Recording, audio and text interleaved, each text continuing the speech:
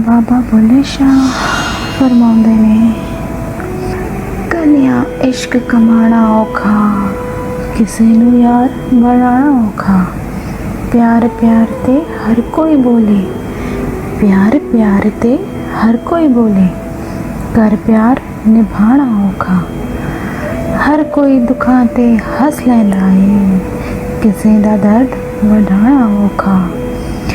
ਗੱਲਾਂ ਨਾਲ ਨਹੀਂ ਰੁਤਬੇ ਮਿਲਦੇ, ਗੱਲਾਂ ਨਾਲ ਰੁਤਬੇ ਨਹੀਂ ਮਿਲਦੇ, ਜੋਗੀ ਵੇਸ ਵਟਾਉਣਾ ਔਖਾ। ਕੋਈ ਕਿਸੇ ਦੀ ਗੱਲ ਨਹੀਂ ਸੁਣਦਾ, ਲੋਕਾਂ ਨੂੰ ਸਮਝਾਉਣਾ ਔਖਾ, ਲੋਕਾਂ ਨੂੰ ਸਮਝਾਉਣਾ ਔਖਾ।